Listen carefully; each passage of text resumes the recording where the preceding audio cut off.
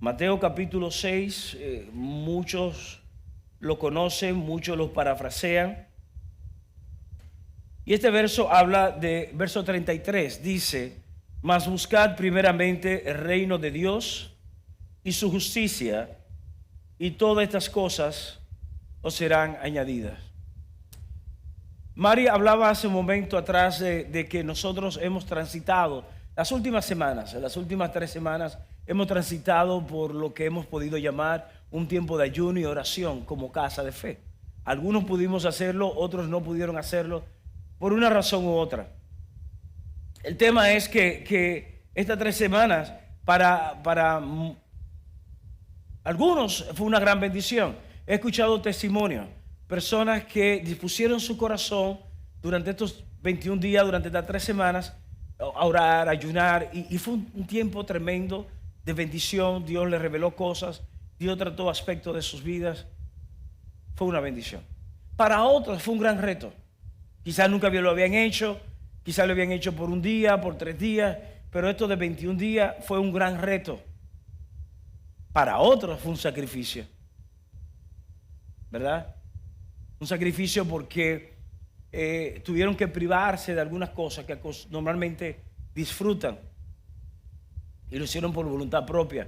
Aquí no llevamos un conteo de quién lo estaban haciendo, quién no, sino que era una invitación, una convocatoria abierta. Y para otros, estas 3 semanas representó un tiempo de revelar, como dicen por ahí, que no damos para eso. No, vamos a estar claros. Hay personas que dispusieron su corazón con la mejor intención, pero al tercer día, cuarto día, no, yo no doy para esto. El Señor conoce mi corazón. Y, ¿verdad? Y nos abrazamos de eso y no pudieron hacerlo. Ahora, la pregunta que tenemos que hacernos es que muchos durante estos días constantemente preguntaban: ¿qué y cómo? ¿Qué debo de hacer en este ayuno? Y otros es: ¿cómo voy a ayunar? ¿Qué puedo comer? ¿Qué no puedo comer? ¿Qué puedo hacer? ¿Qué no puedo hacer? El qué y el cómo como que gobernó en gran parte el corazón de muchos de nosotros.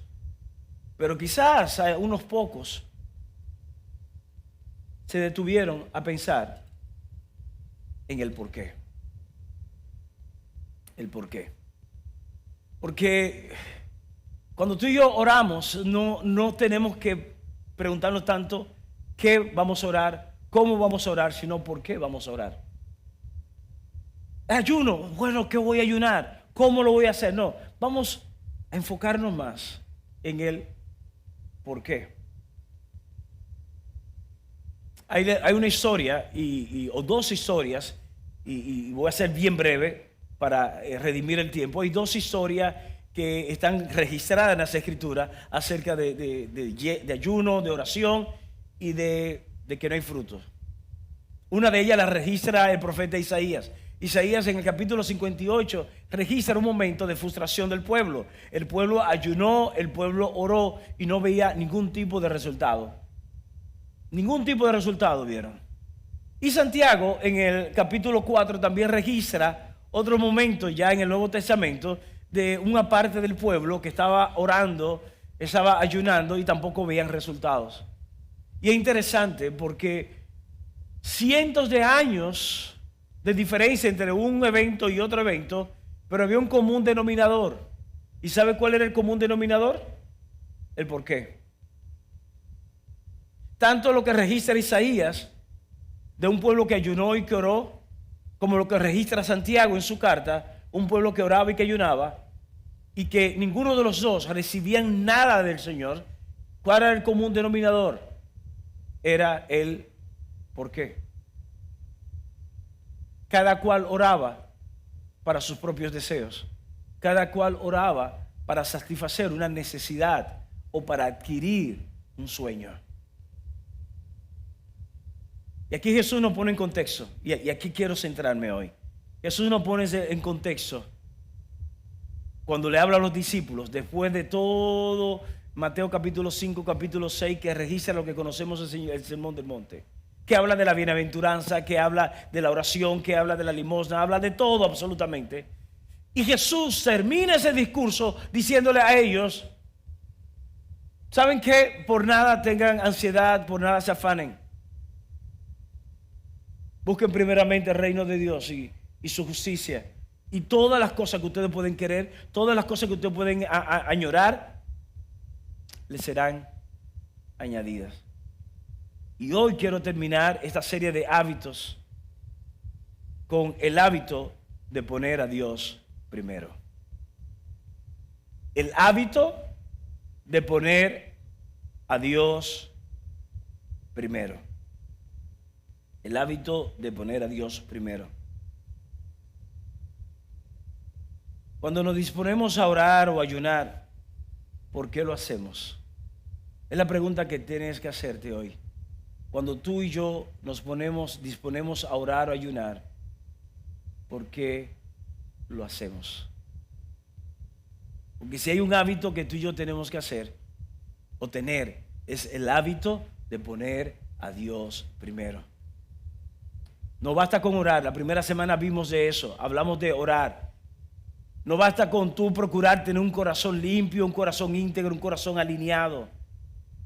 No basta con hacer todas las cosas que procuremos si no ponemos a Dios primero. Así que quiero resaltar primeramente en esta mañana esto. La clave de una vida sobreabundante es poner a Dios primero. Voy a repetirte esto. La clave de una vida sobreabundante es poner a Dios primero. Hay una iglesia que no voy a leer el pasaje, creo que le he hablado antes de esta iglesia. Hay una iglesia que en Apocalipsis capítulo 2 habla de ella, es la iglesia de Éfeso. Y cuando el ángel de Dios le revela a Juan, que estaba exiliado en una isla, la isla de Patmos, le revela el plan del Señor, Juan comienza a escribir cartas. Y una de estas cartas a diferentes iglesias era la iglesia de Éfeso. Y cuando leemos Apocalipsis 2 nos vamos a sorprender cómo Dios comienza a alabar a esa iglesia. Era una iglesia que oraba, era una iglesia que hacía buenas obras, era una iglesia, óigame bien, si había una iglesia que estaba en un avivamiento, era la iglesia de Éfeso. Reprendían demonios, había liberación, había sanidad, todas aquellas cosas que tú y yo anhelamos ver en una iglesia. Todo lo que tú y yo quizás anhelamos ver en esa iglesia, tenía la iglesia de Éfeso. Multitud de gente, todo. Era la iglesia quizás más impactante del momento. Era una iglesia que incluso se caracterizaba por rechazar las cosas que Dios rechazaba. Y era una iglesia que se caracterizaba por amar las cosas que Dios amaba. Pero cuando leemos la carta, al final, después de Dios elevarla y decirle todo lo que le dijo, pero tengo contra ti una sola cosa, que has olvidado tu primer amor. En pocas palabras, esta iglesia hacía muchas cosas para Dios, pero en algún punto se olvidó de Dios. Y esto nos habla de cómo tú y yo podemos involucrarnos incluso en las cosas de Dios y Dios no ser el primero. Yo solamente de pensarlo me espanta tener una conversación con Dios y que Dios me diga: Javier, lo hiciste bien, hiciste esto bien, lograste esto, lograste aquello, compraste esto, mira, te felicito, tu territorio fue expandido. Óyeme, Javier, tú eres uno de los hijos míos más aventajados, pero tengo contra ti algo: yo no era primero en tu vida. Fíjense que cuando leemos esa carta no hay un problema de que Dios no estaba en medio de ellos. Dios estaba en medio de ellos, pero Dios no era el primero. Y la pregunta que tenemos que hacernos entonces en este punto es si Dios es primero en tus planes y en mis planes. Es que si cuando tú y yo nos sentamos a hacer la agenda del día, Dios es primero. Que cuando tú y yo estamos haciendo planes o estamos viendo temas en nuestra familia, con nuestros hijos, con nuestra pareja, Dios es primero.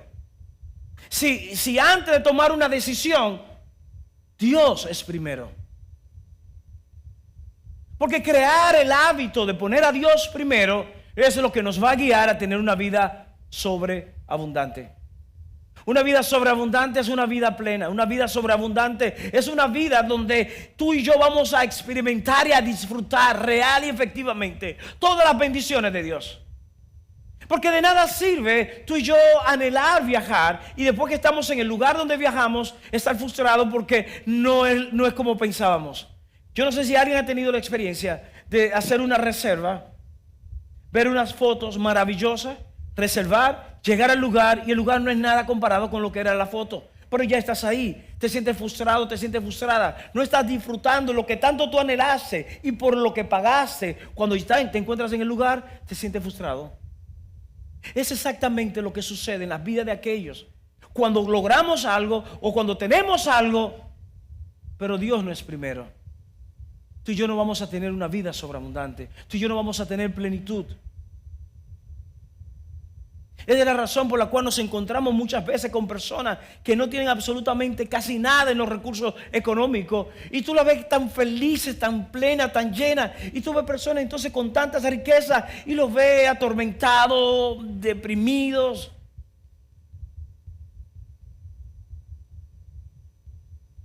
Porque Dios no es primero. Dios no es primero. Nuestras necesidades y deseos son importantes. Yo quiero que entendamos eso. Tus necesidades y las mías son importantes para Dios. A tal punto que Dios no te lo va a negar. Dios dice, óyeme bien, búscame a mí primero y todas las demás cosas te van a ser añadidas. Yo te las voy a entregar. Dios reconoce que hay cosas que tú y yo necesitamos. Es por eso que cuando leemos los versos anteriores, cuando Jesús le habla de las aves del campo, de las aves que en los cielos, de los lirios del campo, Jesús le está hablando a ellos de cómo Dios tiene cuidado de las avecillas, cómo Dios tiene cuidado del campo, cómo Dios tiene cuidado de los animales. Y dice, ¿cuánto más ustedes? Dios va a tener cuidado de tu familia, Dios va a tener cuidado de tus finanzas, Dios va a tener cuidado de tu salud. Lo único que Dios te está pidiendo a ti, a mí, es que lo pongas a Él primero. El hábito de poner a Dios primero.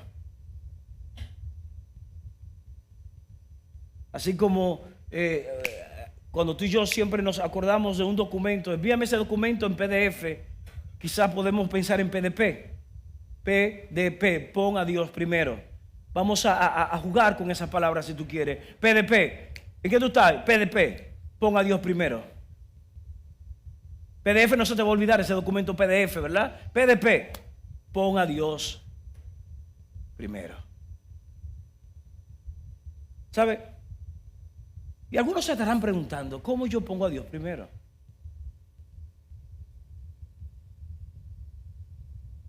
Le compartía, aparte del liderazgo, hace unos minutos atrás, antes de iniciar el servicio.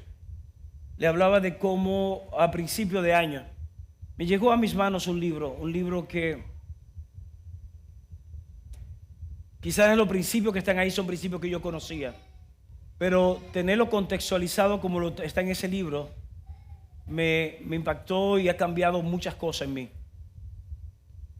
¿Cómo yo pongo a Dios primero? ¿Sabes cómo? Orar primero muestra nuestra honra, fe y dependencia a Dios. ¿Cómo yo pongo primero? Orar primero. Orar primero. Ora, antes de tomar cualquier decisión, antes óyeme, tú no tienes que hacer un ritual. Busca un momento aparte. Incluso conversando con la persona, te la presentan y tú puedes decirle, Señor, esta es la persona indicada. Tú puedes estar en una entrevista y sentado en la entrevista, en ese puesto que tanto tú anhelas. Tú puedes decirle, Señor, confírmame si realmente esto es lo que tú quieres para mí. Y fácilmente la persona que te está entrevistando hace un comentario que tú dices, no, definitivamente esto no es lo que yo quiero. Pero eso va a suceder cuando tú y yo ponemos a Dios primero. PDP, pon a Dios Primero, hay dos hombres que siempre mencionamos o mencionamos de vez en cuando en nuestras vidas en las Escrituras. Uno de ellos es David, otro de ellos es Josué. Josué y David se caracterizaron porque ambos eran guerreros. Josué se caracterizó por ser el hombre que heredó el liderazgo de Moisés e introdujo al pueblo de Dios a la tierra prometida. Conocemos muchos de acá la historia. Y David se caracterizó no solamente por ser el rey ungido por Dios en lugar de Saúl, sino aquel rey que trajo grandes glorias al pueblo de Israel. Pero yo quiero resaltar algo que sucedió en la vida de estos dos. Josué capítulo 7 registra un momento de la vida de Josué. Josué es un hombre extraordinario. Es aquel Josué que en un momento dice: ustedes van a escoger lo que quieren hacer en sus vidas, pero mi casa y yo serviremos al Señor. Josué era un hombre de tanta determinación. Era un valiente. Era un hombre que amaba a Dios. Sin embargo, mira lo que pasó con Josué. Capítulo 6 registra el momento en que Josué, junto con el pueblo, conquista Jericó. Jericó es la primera ciudad que el pueblo de Israel conquista para entrar a la tierra prometida. Como dicen por ahí, fue una victoria bestial. Los muros cayeron con efectos especiales. Ni siquiera la guerra de la Galacia. Los muros cayendo. Solamente tocaron trompetas, solamente cantando, solamente marchando, sin hacer absolutamente nada. Como dicen por ahí, ni siquiera un tiro hubo. Y todo cayó. Una gran victoria aplastante. De alguna manera, Josué se confió de esto. Capítulo 7, entonces, presenta la segunda ciudad. Jericó fue la primera. La segunda ciudad se llama Ai o Jai. Y en esta ciudad de Ai, cuando ellos van a entrar, Josué manda a unos espías: vayan a ver esa ciudad. Y cuando los espías llegan, dicen: no, muchachos, menos de la mitad de lo que hay en Jericó. Y cuando Josué escucha eso, Josué dice: no, mira, tranquilo, vamos a hacer algo. Vamos a entrar a esa ciudad, vamos a conquistarla, vamos a reducir el ejército porque no necesitamos tanta gente, porque son mucho menos ellos. Y ya sabemos cómo hacerlo, así que vamos a entrar. Y ¿sabes qué? Capítulo 7 del libro de Josué registra una de las derrotas más avergonzantes que el pueblo de Israel ha tenido. Y uno se preguntará: ¿cómo Jericó, que era una ciudad amurallada con un ejército más fortalecido, no pudo vencer a Josué? Y en capítulo 7, una ciudad desprotegida como Ai, con un ejército mermado, sí lo pudo derrotar de una forma vergonzosa. Cuando Josué le pregunta a Dios, Josué está frustrado. Josué le pregunta a Dios: ¿qué pasó acá? Lo primero es que Josué, cuando le hablan de esa ciudad, Josué no busca dirección de Dios. Josué no busca consejo de Dios, porque ya estaba acostumbrado de la victoria anterior. Josué tomó una decisión militar, tomó una decisión de liderazgo, pero sin consultar a Dios. Cuando Josué consulta a Dios, Dios le dice: lo que sucede es que en medio de ti hay pecado, en medio de tu gente, en medio de tu liderazgo, hay temas no resueltos. Y hasta tanto tú no resuelvas esos temas, yo no te voy a dar victoria para que tú avances. Si Josué hubiese buscado a Dios primero, antes de entrar, antes de intentar conquistar esta tierra, ¿qué hubiese sucedido? Josué gana, pero Josué no puso a Dios primero. En la otra mano tenemos a David. La historia de David quizá también algunos de ustedes la conocen. Primer libro de Samuel, capítulo 30, registra un momento interesante. David todavía no era el gran rey que todos conocemos a través de la historia. David era un líder, ya ungido como rey, pero todavía no ha sido posicionado. Y cuando llega a un lugar, a una ciudad donde estaban los suyos, se encuentra con eso. Se encuentra que los enemigos, los filisteos, habían entrado y se habían llevado a todas las mujeres y a todos los niños cautivos. Entre ellos estaba la familia de David. Y dice que todo el pueblo decía: vamos a apedrear a David, porque David es líder. Y si se llevaron a las mujeres y se llevaron los niños cautivos, por nosotros estar en otro lugar, David es el responsable. Y es interesante cómo David, siendo un hombre guerrero, siendo un hombre que también Dios le había dado muchas victorias, Antes de David salir emocionalmente a defender a su familia, a buscar a sus mujeres, a buscar a sus hijos, David lo que hace es, manda a buscar al sacerdote con el efod. El efod es parte de la vestidura sacerdotal que se utilizaba para la oración. Y David pregunta al sacerdote, yo quiero orar y preguntar a Dios si debo de ir a la batalla. Ahora mi pregunta es, ¿cuál de nosotros, que nuestra mujer o nuestros hijos es llevado cautivo y nosotros tener experiencia de guerra, no vamos a salir a buscarlo? Pero David no lo hizo. David puso a Dios primero. Dijo, yo no voy a salir a buscar a mi mujer, yo no voy a salir a buscar a mis hijos si Dios no me da luz verde. Pon a Dios primero. La historia relata cómo Dios le dice a David, ve, porque yo te he dado la victoria. David va, recupera a todas las mujeres del pueblo, a los niños del pueblo, y recupera también gran parte del botín, muchas riquezas. Dios le dio una victoria aplastante sobre sus enemigos. Pero David puso a Dios primero. PDP. Pon a Dios primero. Quizás tú estás planificando un gran proyecto este año. Estamos empezando el año. Apenas hoy es el último domingo de este mes. Y estamos empezando el año. Hay muchos planes, tiene una visión perfecta quizás. Yo quiero invitarte a no avanzar más hasta que pongas a Dios primero. ¿Sabe? Cuando Salomón habla en Eclesiastés de traer nuestras primicias al Señor, dice que debemos de darle a Él la primicia de nuestros frutos. No es un tema económico. Es un tema de que cuando Salomón dice eso, Salomón lo que está diciendo es cuando tú traes la primicia de lo que tú tienes al Señor, entonces el Señor te va a dar a ti sobreabundante y tus despensas o tus graneros o depósitos van a explotar de la sobreabundancia que Dios va a entregarte, porque tú estás entregando las primicias a Él. Muchas veces nosotros le entregamos al Señor lo que queda. Pagamos esto, pagamos aquello, hacemos esto, aquello, pero a Dios pagamos lo último. Hoy Dios te está diciendo, ten el hábito de ponerle a Él primero. Pon a Dios primero.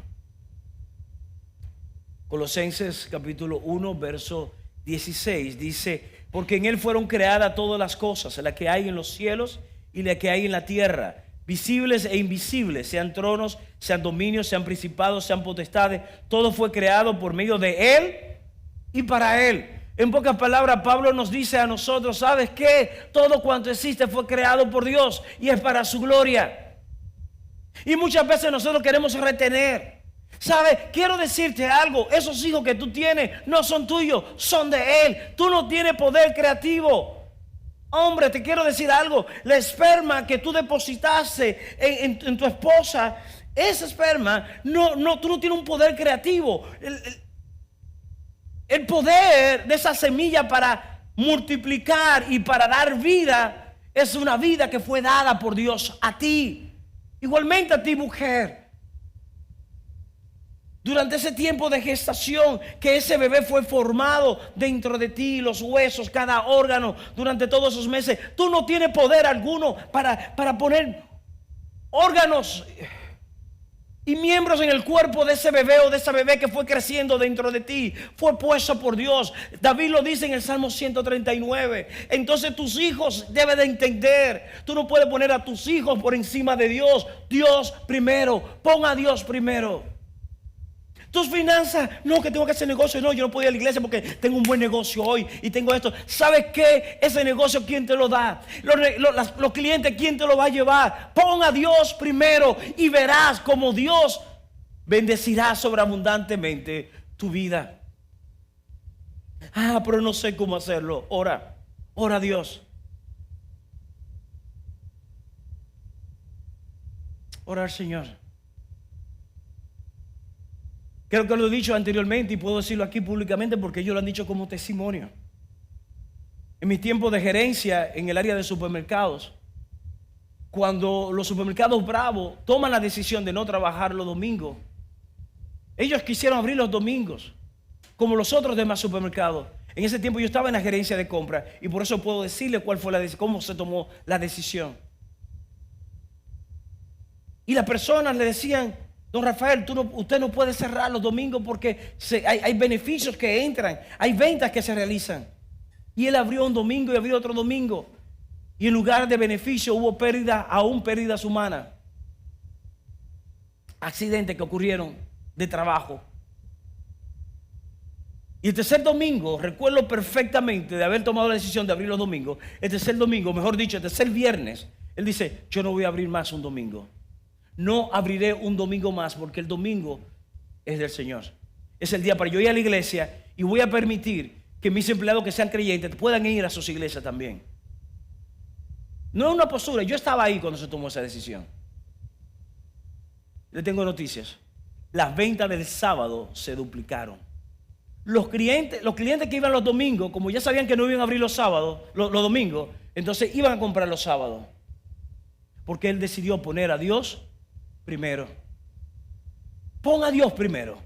Pon a Dios primero en lo que tú haces. Pon a Dios primero en el deporte. Pon a Dios primero en tus negocios. Pon a Dios primero en el arte. Pon a Dios primero y verás cómo Dios hará que tú tengas una vida sobreabundante. No sé cómo hacerlo. Ora. Busca dirección. Él te dará la sabiduría. Él te dará las estrategias. Pon a Dios primero. Porque cuando tú y yo oramos, tú estás mostrando que tú honras a Dios, que tú le crees a Él y que tú dependes de Él. Aunque la decisión es lógica, aunque es natural que tú tomes esa decisión, aunque es humana y es comprensible que tú tomes esa decisión, ora primero, consulta, busca la dirección, busca el consejo de Dios. Días atrás una persona que no es de esta congregación me escribe. Ella es parte del liderazgo de otro lugar. Está pasando por un proceso X y ella me escribe: Pastor Javier, creo que ese son el tipo de preguntas que tú no se las haces a tu pastor, sino a un pastor amigo. Pastor Javier, desde su posición, ¿cuándo yo me puedo divorciar? Y yo le dije: mira, el Mateo 19 te da un salvoconducto. Mateo 19 te dice que a causa de adulterio tú puedes divorciarte. Sin embargo, hay un acápite ahí que dice que eso si tú no tienes la capacidad de perdonar o de restaurar. La conversación se profundizó y se fue por otro lado y me dio algunos detalles. Y cuando ya me dio esos detalles, yo lo que dije fue: suéltalo en banda.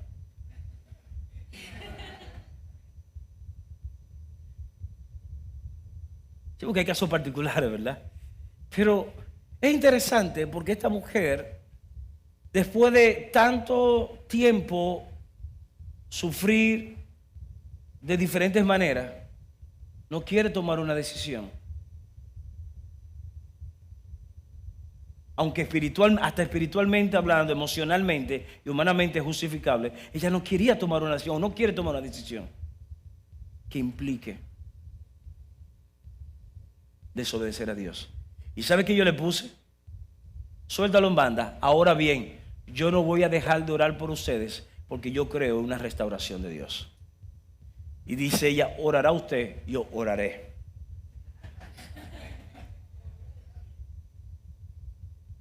Sí, porque yo siempre voy a creer en la restauración.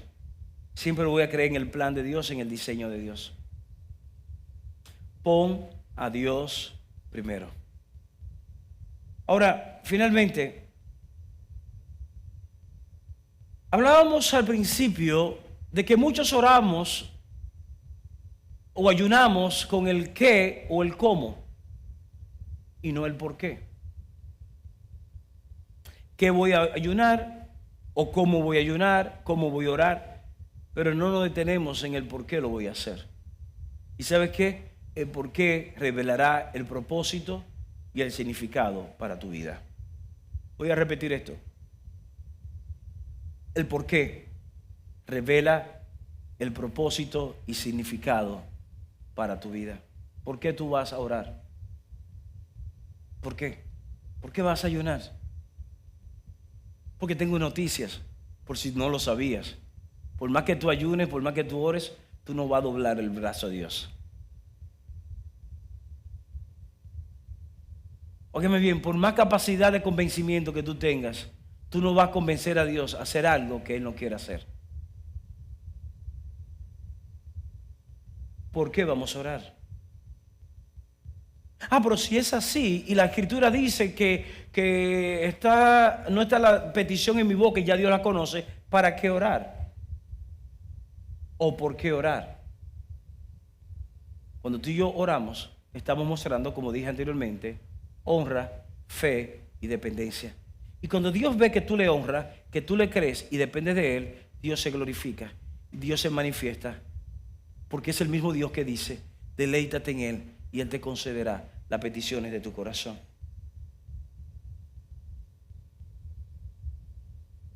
Cuando tú tienes un porqué, eso es propósito.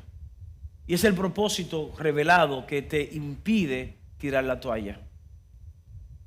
Voy a repetir esto. Cuando tú conoces el propósito por el cual tú estás orando, tú no vas a tirar la toalla. Tú te vas a mantener ahí. Sin desmayar. Sin desmayar. ¿Por qué? Porque tú sabes que Dios lo hará en su momento. Eso trae significado a tu vida. Porque tú vas a reconocer que tú eres un hijo, eres una hija de Dios. Como hijo y hija de Dios que tú eres, ¿sabes qué? Sabes que tiene un Padre que te ama. ¿Acaso no tiene sentido cuando los discípulos le dicen a Jesús, enséñanos a orar como Juan, hablando de Juan el Bautista, enseñó a sus discípulos? Y Jesús le dice, cuando ustedes oren, porque Jesús daba por sentado que ellos oraban, como hoy damos por sentado que todos oramos aquí, ¿verdad? Jesús le dice, cuando ustedes oren, oren de esta manera, Padre nuestro que estás en los cielos. En pocas palabras, cuando ustedes oren, oren desde una posición de hijo, desde una posición de hija, no de mendigo, no de extraño, no de poliocero. Vamos a quitar esa religiosidad de autocomiseración. Yo recuerdo un amigo que yo amé mucho, que hoy no está con nosotros. Cuando yo le decía, fulano, ora, él oraba y decía, hay un versículo creo que en Isaías, que habla de que somos gusanos, etcétera. Y el tipo cuando oraba, mira que somos gusanos, que esto, que aquello. Por favor, yo no soy un gusano, yo soy un hijo de Dios. Yo soy un hijo de Dios y oro desde mi posición de hijo. No sé tú, pero yo voy a orar desde mi posición de hijo. Como hijo voy a honrar a mi padre. Como hijo voy a amar a mi padre. Como hijo voy a depender de mi padre. Pero cuando yo me acerco a Dios, me acerco confiadamente porque sé que tengo un padre que me ama. Porque sé que tengo un padre que no me va a rechazar a pesar de mis defectos o de mi caída. Tengo un padre que me amó de una manera tal que fue capaz de Él hacerse hombre, tomar mi lugar en la cruz, pagar el precio de mis pecados para luego resucitar y con su victoria posicionarme a mí como un hombre victorioso. Por eso yo lo pongo a Él primero y por eso el propósito, el significado que me revela el porqué en mi oración. Yo oro porque soy su hijo. Yo oro porque quiero que sea su voluntad la que se establezca. Jesús dice a los discípulos, cuando ustedes oren, oren de esta manera. Dice, así como es en los cielos, sea también en la tierra. Eso es propósito. Tengo un detalle para finalizar. Cuando tú y yo oramos de esa manera, con el porqué, de alguna manera, no me pregunte cómo, pero de alguna manera, tu corazón y mi corazón comienza a alinearse al corazón de Dios. Es como que entra en armonía al corazón de Dios. ¿Dónde está Albert? Albert, por favor. Cuando Cuando pasamos tiempo con Él, cuando comenzamos a escucharle, dame unas notas por favor, cuando comenzamos a escucharle a Él, nuestro corazón se va a ir alineando a Él. Quizás la primera vez o la primera semana, mientras Dios está hablando, sigue tocando por favor. Mientras Dios está hablando a tu vida o a mi vida, quizás en ese momento, tu vida y la mía, no va a estar alineado y va a romper con el sonido del cielo, porque no estamos alineados al cielo. Pero en la medida que pasemos tiempo con Él, de una forma sobrenatural, el Espíritu Santo comenzará a obrar a través de ti y de mí, y las notas que salgan de nuestro corazón serán notas de la misma partitura del cielo. Y es en ese momento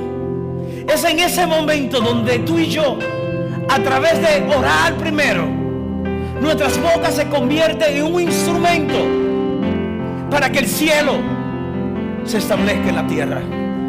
Es en ese momento cuando oramos primero, cuando le ponemos a Él primero, donde en algún punto tu boca y mi boca se convierte en la respuesta en la vida de alguien más. Porque cuando oraremos conforme al corazón del Padre, oraremos conforme a los propósitos de Dios. No tendrá que ver con quién eres, no tendrá que ver con lo que hiciste ayer, tendrá que ver con lo que hay en tu corazón, porque de la abundancia de tu corazón hablará tu boca. Y es por eso que al principio quizás de tu corazón salgan notas que rompan la armonía del cielo, pero en un punto el Espíritu obrará en ti y en mí.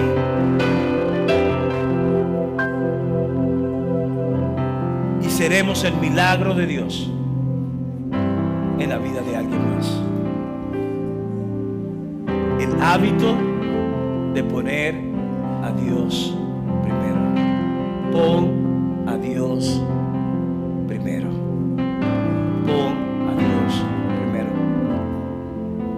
Algunas claves. Quizás podemos tener algunas claves de poner a Dios primero. Una de ellas es orar primero ante toda circunstancia, buena o mala o incierta. Ora primero, busca dirección de Dios.